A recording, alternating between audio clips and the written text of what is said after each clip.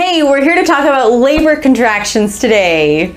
Okay, so when you get to your labor and you're very excited, whether you're having a home birth or you're in the hospital, remember that your job is to get to the end of the 10 centimeters where you're fully dilated, so you've got to distract yourself basically so that you don't feel the pain so much. You're not constantly always clamping down on your muscles, because that is not going to allow your cervix to open. You want to be filling your stomach with air in order to expand your muscles so that your contractions can do their job. That's what you need to do in labor. So the best way to accomplish this, as I've discovered over my 8 births, is to distract yourself. You've got to do something that will take your mind off completely of constantly just counting minutes between contractions, breathing through the contraction, and thinking about your pain. You've got to do something that's going to distract you, okay? So I've got a whole list of things here for you to distract you from your labor, from your pain, okay? So these are things I've done that I've tried myself, and I'll tell you how they work for me, okay? So one thing I did in my first labor was bouncing on a large ball. Like an exercise ball, one of these extra huge balls.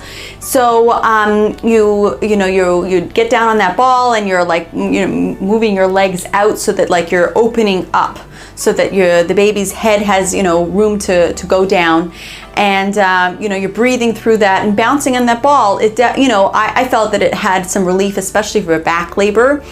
I didn't feel that it was one of the biggest distractions for me, because you're still you're not thinking about anything else, but it was something definitely to do, that you felt like you're active and doing something during those long hours of labor. Another thing that I would highly suggest is taking a power walk. I did this a few times in 2 different labors, and it's an amazing thing, especially if it's fresh air outside. It gives you that oomph, that power and energy to go through your labor. Taking a power walk, okay? So whether you're walking around the block in your neighborhood before you go to the hospital, or you're walking around the parking lot before you go into the hospital, taking a power walk is definitely something a bunch of my friends highly suggested. They've done it in the numerous labors. I've done it, and it really it gives you that opportunity to just take your mind off and do some power walking, and if you're doing it with a friend or your husband or your labor coach, it's even better. Speaking of labor coaches, it's one amazing relief in labor is when you're whoever you're doing your labor with, and I highly suggest having a doula or a labor coach, when they take their hands and they compress either side of your hips. And while you're during a contraction, it takes off the edge. It doesn't fully relieve your contraction, but it takes off the edge of the contraction. It really is a relief. I found it, every time that I've had someone doing that throughout all my labors. It's an amazing feeling of relief when they press on your hips, and that relieves a bit of the contraction. Humor is the best. I highly recommend it. Ask your husband or whoever's coming with you to labor to prepare a whole bunch of jokes or funny memories or things that you want to think of, remember, just to get you laughing, because it literally takes your mind off what you're doing, and it provides a lot of relief. It provides a lot of of just happiness in the moment, that you forget the pain a little bit and you're laughing away. I'll just tell you a little story. When I was in my 4th labor, both my mother and my husband were there, and they're both polar opposites in many ways. And just having them together in a room is usually either explosive or very humorous. So at this point, it was extremely humorous. What happened was, my mother was constantly making comments, and my husband was playing off of them, and it was just funny. We were all laughing. The midwife was laughing her head off. We were all laughing. So at one point, my husband was looking around the room saying, "Oh, this is different than other labor rooms that we've been to," and my mother was also looking around the room saying, "Oh, this couch has got a good view," at the end of the bed, right? And then she says, "Oh, well, look, this is a teeny little closet. What do they do with this skinny little tall closet, I wonder?" And then she said to my husband, who was skinny and tall, she says, "Oh, you know what, you could fit in there even." So he said, "Oh yeah?" So he went and he opened up the closet, and he stuffed himself in. He was squished in the closet, and then he closed it over where you could just see his eyes literally peeking out. And just at that moment, the nurse who comes with the bassinet, you know, she comes into the room before you have the baby to like start hooking up the bassinet and getting all the lights ready and everything. So she goes and plugs in this bassinet right next to the closet. And my mother says to her, she goes, "Oh, I don't mean to alarm you, but there's a man in the closet over there." So the nurse is like, what are you talking about? She like looks over, and all of a sudden she sees my husband's eyes like peering down at her, and she's like, "Ah!" She just screamed. It was the funny, I'm telling you, we were on the floor, all of us, laughing and laughing away. And it was an amazing distraction for me because, you know, contractions were coming and going, and I was just laughing through them, trying to breathe and laugh. I couldn't even breathe from all my laughter, you know. But having jokes and humor is an amazing form of distraction during your labor. I highly recommend it. In fact, that's what you can give your husband or your partner or whoever you're coming to labor with you. That could be their entire job, just to come with every joke, every funny memory they could possibly think of, and that will be the biggest help to you. Okay, another relief is water. Everyone always says it. I've done it a number of times myself. In my 5th labor, I was in an alternative birthing center, and they had like a big tub there with little like soft jets. So I spent a bunch of my labor in there. That was an amazing relief. I definitely know it helped because that labor went very fast. Another point in labor, I think number 1 and number 4, I went into the shower. I think with 1 I was in the hospital, and number 4 I was not in the hospital, I was at home, but it was such relief and it was so amazing in the contractions that my contractions all of a sudden, like I got this humongous contraction in the shower. I was like, oh, okay, we gotta go. But the shower, just something about the water, it's very soothing and calm, and the feeling of, you know, like whether it's the jets or you being in the pool or the shower hitting you, that nice warm shower, it's an amazing relief, and it definitely helps progress your labor, and it's a great distraction. Okay, what else can I tell you? Well, I drove carpool once at the beginning of labor. No, I won't tell you that. Oh, I got a good one. One time, I realized on a Saturday night that I was going to have to go into the hospital in a few hours. And my daughter, who was in, I think, 4th grade, she had this project that was due like maybe Tuesday or Wednesday.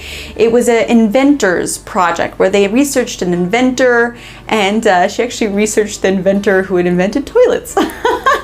And they had to have a whole write-up about the inventor, and they also had to sew outfits for a doll and dress a doll to look like what that inventor would have worn back in his day. So we were like half done, and I call my daughter over. I'm like, okay, just like bring the doll. We're gonna sew it up right now. And I was like rushing and sewing. And I'm like, hey, you do this, and I'm gonna do that, and we're sewing up the whole thing. And she kept saying, Mommy, it's okay. We could do it tomorrow. It's not, you know, it's Sunday tomorrow, and it's not due till like halfway through the week. I'm like, no, we're gonna do it now. Because, you know, I knew I was going to the hospital and I wouldn't be home to finish this project, so I'm like, let's do it now. So any of these types of things that like just keep you, you know, like put the kids to bed, you know, that takes hours, right? You know, anything to distract you to doing just regular things you got to do, especially at the beginning of labor when it's not too strong. Those are great distractions to keep you going and to keep you, you know, motivated and saying, okay, we're just still at the beginning. We're at the beginning. It's really not so bad so far. Now, there's other things that, you know, people in general do, like meditation or concentrating on breathing.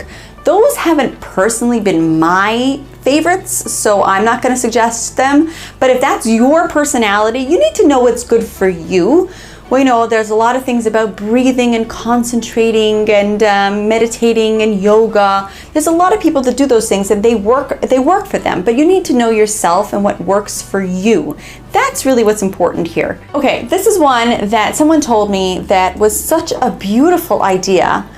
Trying to remember which labor, maybe number 5, 4, no, I had done it for 3 also. Yeah, maybe for number 3. A friend of mine said to me, you know, there's a beautiful idea.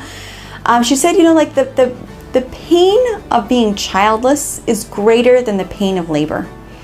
And therefore a woman who's in labor, who's in, you know, doing childbirth, and she takes that pain and she uses that to pray for someone who's childless, it has an amazing power.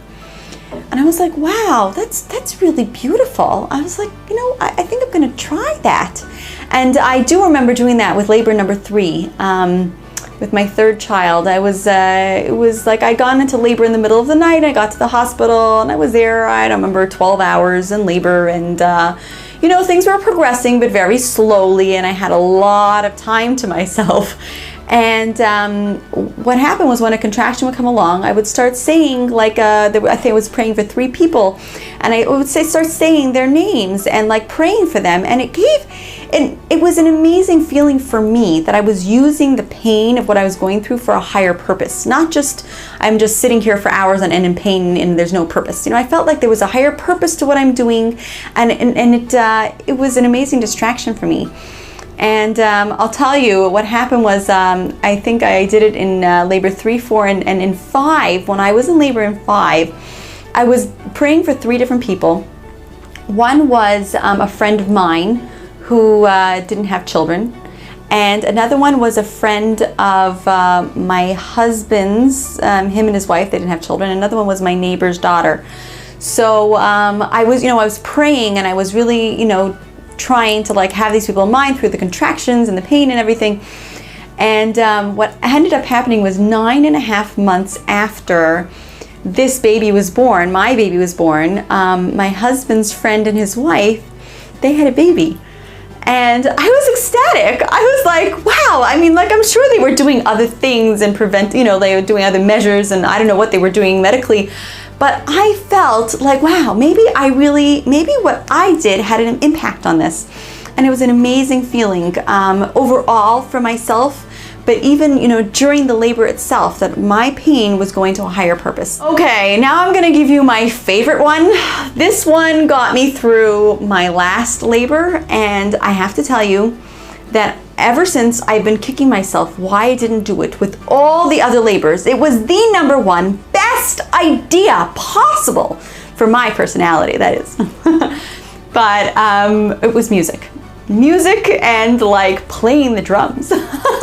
We got into the car. I was in labor, and I figured, okay, we've got to drive to get to the hospital, and it's rush hour, we better go. So we were really like at the beginning of the labor, but it was, it was progressing. So we got into the car, and we got on the highway. And at the beginning, I was telling my husband how when we get there, I'm gonna go on a power walk with my doula, and we're gonna walk around the hospital for a while, out around the outside of the hospital, outdoors, because it's very important, power walking. And he was like, well, maybe you want to go inside and check, have them check you first. And I was like, no. Once you get in, they'll never let you out, right? I'm gonna go for a walk. And I had called the doctor to make sure that they were at the hospital and everything was set up. So we got on the highway, and it was rush hour. It took us 40 minutes to get to the hospital, 40 minutes, okay? And so I'm sitting there in the car. They can't go anywhere, you can't do anything. Like, what are you supposed to do? So I cranked up the music. So I turned on the music, and I like really cranked it up pretty loud, like the point where my husband's like, ready for like earplugs, please. And I was singing, and I was playing the drums, and I was having the time of my life. I was having a ball, literally. And I was screaming out the names of the people I was praying for, and I was really having such a fun time in that. And every time a contraction would come, I would like breathe like really deep and push my stomach out so that I would, the contraction would do its work. And by the time that we were nearing the hospital, getting off the highway, I was already calling the doctor, making sure, like, are you standing at the door waiting for me? So it definitely helped. It progressed unbelievably. And the funniest thing was that my husband, he's like, oh yeah, you're taking that walk, right? And I'm like, so he parked at the other end of the parking lot. Funny. He didn't like pull up, He parked at the other end. He's like, you're taking a walk, remember? I'm like, very funny. So I went running, huffing and puffing and huffing and puffing. And there was a lady with her daughter like walking into emergency, and she saw me coming. She's like, can I get you a wheelchair? And I was like, I literally screamed at her. I'm like, don't you know it's better to walk? And I was huffing and puffing, and I ran in. I met my doula. We literally ran up the stairs. we're up the elevator, and she hip compressed me as we were going. My doctor was standing there waiting in the hallway like she said where she would be. I walked in, threw off my things, and sat down and had the baby. It was the most unbelievable experience, like less than an hour labor. And I really think that it had a lot to do with the music. The music and the drumming and the singing, and that was just my element. That's what I love to do. So that is what ended up helping distract me to get through my labor in a quick amount of time. It was amazing for me. So what you need to do is figure out for you, what do you love to do? What are your distractions? What are things that you can do during the labor? Now, like, you can't go mountain climbing or horseback riding when you're in labor, obviously, but find things that are gonna help you just get distracted, whether it's humor or dancing or something else. Maybe you're the yoga type, maybe you're the breathing type, maybe, you need to have a conference call with all your best friends. I don't know, but you gotta find the things that are gonna distract you to help you get through your labor. Okay, I hope this video has been helpful, and congratulations to you.